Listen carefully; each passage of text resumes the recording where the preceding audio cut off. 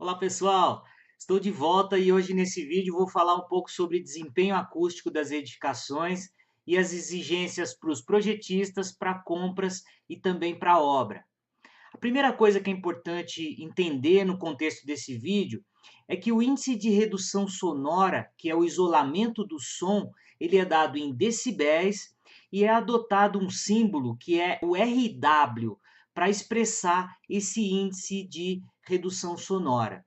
Para o conforto do usuário, a norma estabelece o RW para paredes de vedação entre unidades habitacionais, lajes, fachada, cobertura, portas, janelas. O que o projetista deve considerar para o desenvolvimento dos seus projetos? Primeiro, os arredores da obra, se tem presença de rodovia, aeroportos, situações que podem causar grande barulho.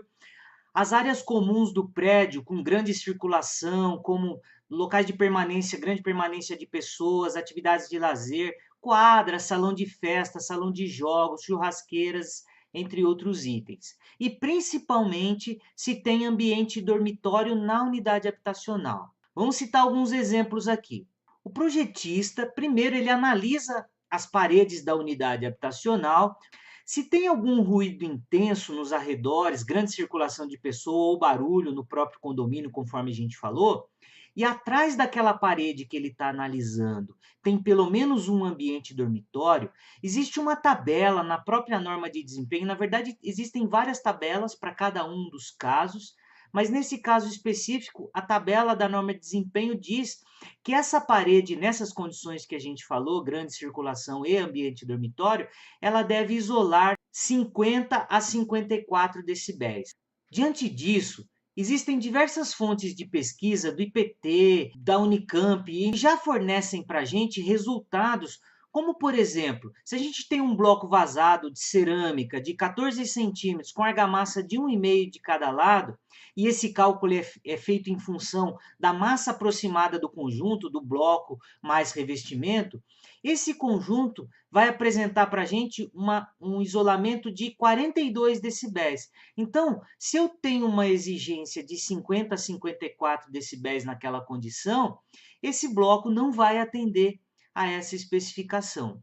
Então, o projetista, para esse caso, deveria especificar um bloco de pelo menos 19 centímetros ou uma parede dupla de bloco de 9 centímetros com o respectivo revestimento para atender à exigência. É mais ou menos assim que funciona. Outro exemplo, vamos falar de uma janela de alumínio de fachada.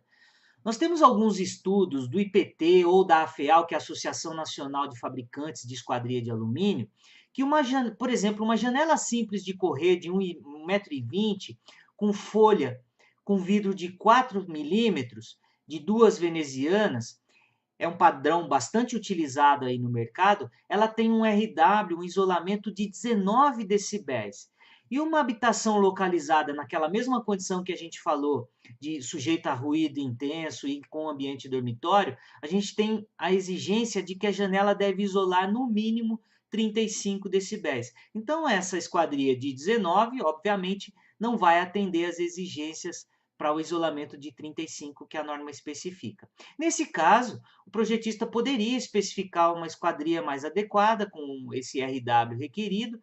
Poderia, por exemplo, uma janela com vidro duplo, com espessura de vidros de 8 e 6 milímetros, com uma câmara de ar de 12 milímetros entre as placas de vidro, que vai apresentar para a gente um RW de aproximadamente 36 decibéis e atenderia à exigência. Lembrando que para esse caso de fachada, por exemplo, a gente sempre deve considerar o sistema construtivo completo, que é parede da fachada mais a janela ou porta.